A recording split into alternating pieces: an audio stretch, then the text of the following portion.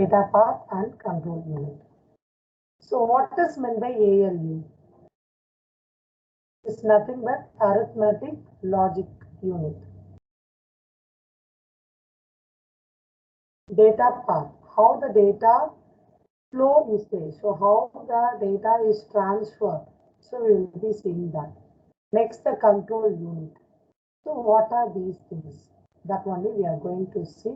And based on this, what type of problems will come. So that also we will discuss in this. So normally if we are taking two bus organization, so here the general purpose register. So the general purpose registers where all the registers will be connected with bus 1 and bus 2. So two buses we are using, so we are telling this as a two bus organization. So PC is nothing but program counter, IR is nothing but instruction register, MAR is nothing but memory address register, and MDR is nothing but memory data register. Okay, so these two things is connected to this memory bus. And then we having this ALU, that is arithmetic logical units, and one temporary registers. So here from this bus where the data will be passed. Okay. So here all the registers will be stored in this general purpose register. So it is like two directional. So data can be stored or data can be retrieved from this register. So next, when the data is passed, so it will be stored in the memory address registers. Okay, so it will be getting the data, the corresponding address where it will be getting the data. Okay, and the data memory data register where the data will be passed here and the data will also be retrieved. So here also it's like a two directional way. Okay, and this is connected to another bus also. And this two thing is connected to the memory bus to store the data. And here the program counter where the instructions which we want to execute. Okay, so that will be stored in this MAR and MDR. So that will be what executed. Okay.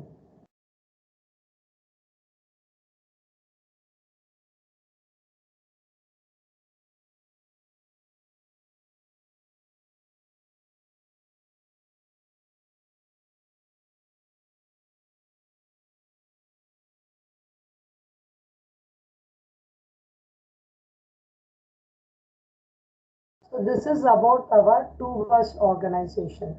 Okay, so in ALU, if it wants to perform all the arithmetic calculations, so it will be doing here, and all the logical, all those things also will be handled in this ALU.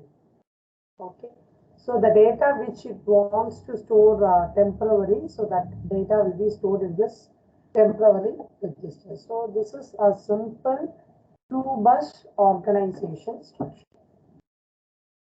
So see here, I'm just taking the data path to fetch only the instruction, how it is incrementing in the program counter we are going to see here.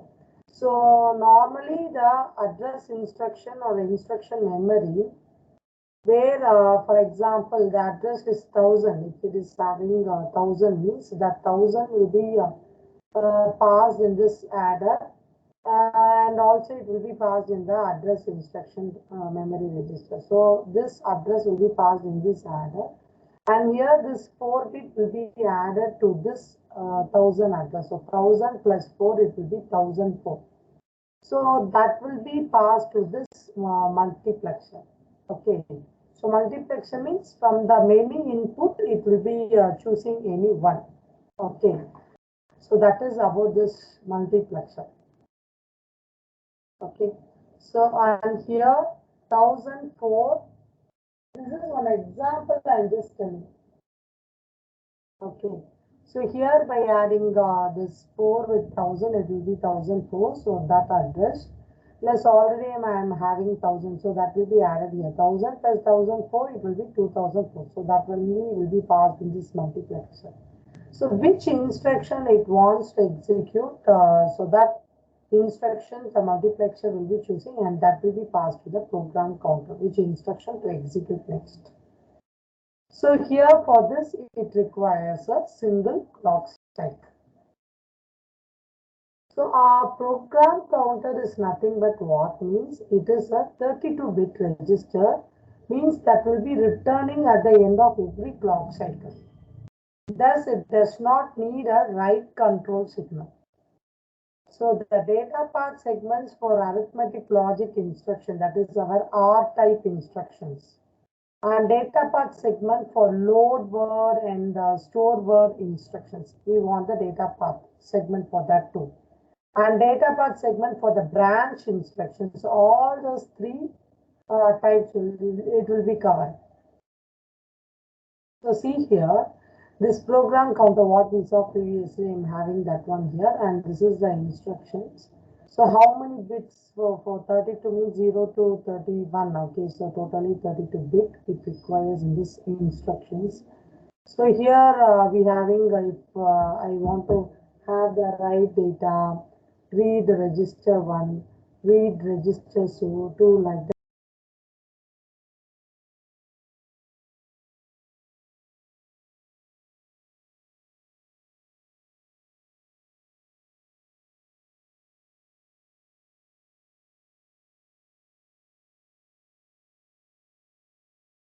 So here in this,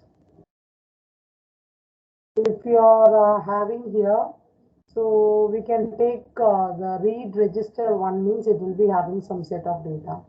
And read register 2 means, for example, in register 1 I am having 5, or in register 2 I am having 2, like that the data is there means that both thing it will be receiving, that will be passed to this multiplexer. So it will be choosing which one to write, okay, which register value to be write, okay, so that will be written over here. And again this if I want to change any sign, okay, so that will be sent to this sign extent. So here it will be same here, so even if it is 16 bit, that will be converted to 32 bit. So for that only we are passing to this sign extent. And if it is having addition or some other operation, if it want to do some other operation, in the sense arithmetic operation, if it want to do. So here the control which does by our ALU, because it should be passed. For example, add R1 comma R2 means that R1 comma R2 means I need to add.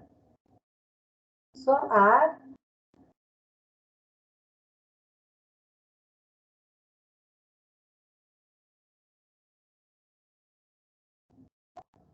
So here ALU control, in the sense it will be adding that 4 bit, so it will be passed to this ALU over here. Okay, and here the ALU, whatever the result after doing the arithmetic operation, so it will be passed to this address, and again this value to this multiplexer. And here it will be reading the data, and this end is connected to this memory. Okay, so that is memory to register. Again, this multiplexer which is connected to this memory to register. So it will be choosing again what data it needs to have. That will be what written over here. Here in this right data over here. And here we having shift. We are shifting by 2 bits. Okay, where when it is 32 bits, in the sense here it's shifting by 2 bits, and that also will be passed to this adder. So which instructions it wants to execute by having the address, the multiplexer will be choosing that, and that instructions will be executed. Corresponding address instructions will be what executed. So this is about this thing. So based on this, we will see one.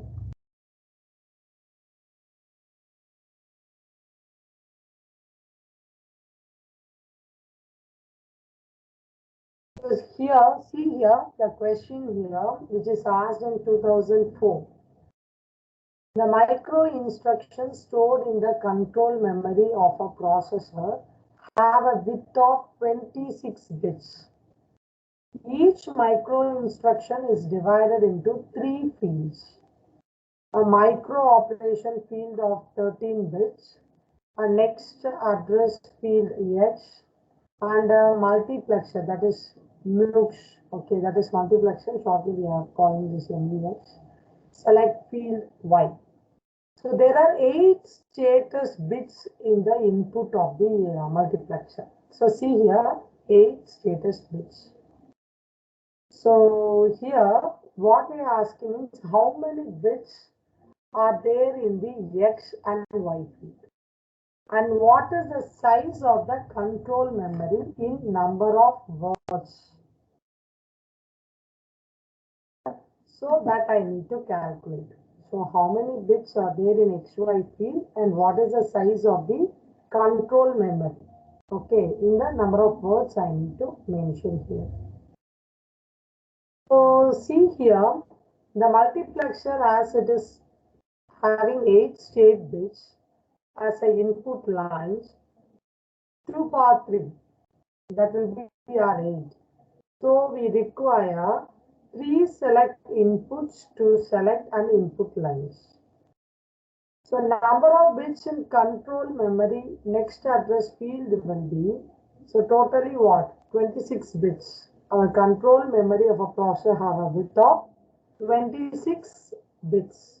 So that we have written here, 26 minus each micro instruction is divided into 3 fields. A micro operation field of 13 bits. So 26 minus 13, so 13 bits. Then we have here using this 8 status bits, we have come into one conclusion that we having 3 inputs. So 26 minus 13 minus 3, it will be what means 10. So 10-bit addressing. So 10-bit addressing means how many memory size will be we will have. So K we got, the bit we got, the value as 10. So K equal to 10. So 2 power K, that will be the memory size. So 2 power 10, that will be the memory size. So what is my question? How many bits are there in the X and Y fields? And what is the size of the control memory in number of words? They are asking the words.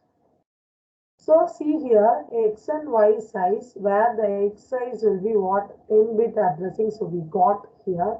So 10. And here for using the status bits, we saw as we need we select inputs. So 10 comma 3. Okay. So 10 comma 3 in the sense I want the size of the control memory in the number of words I want. So 10 comma 3 comma 1024.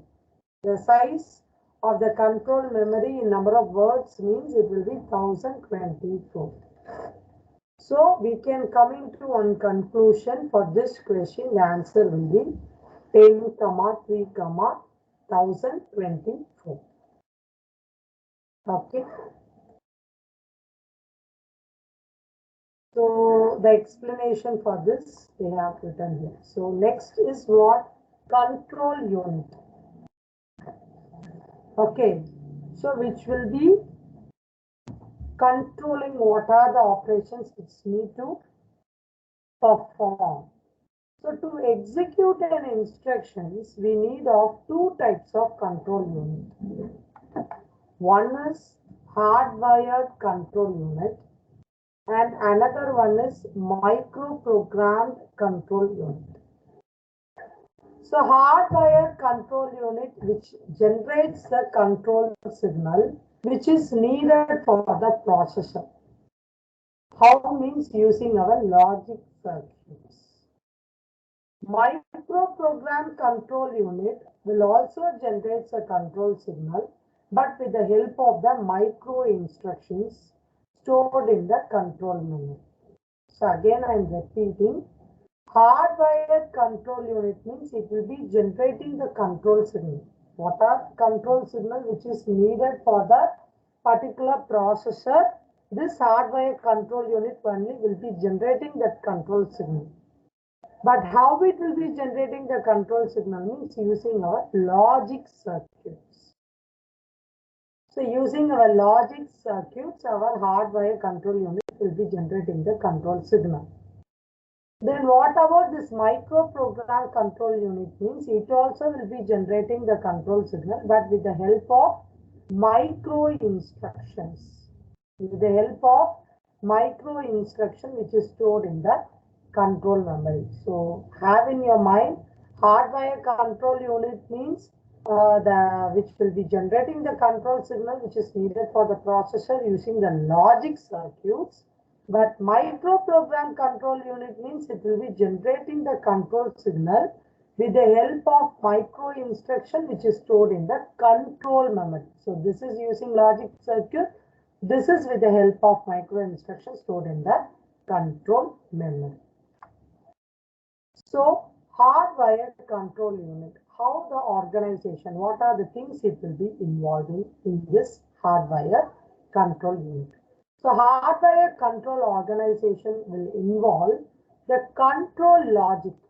How it will be implemented means the control logic to be implemented with gates, flip-flops, decoders and other digital circuits it needs to get included.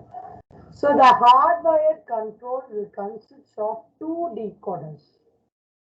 So one is sequence counter and another one is the number of the logic gates. The hardware control will be consisting of two decoders. One is sequence counter and another one is number of logic gates.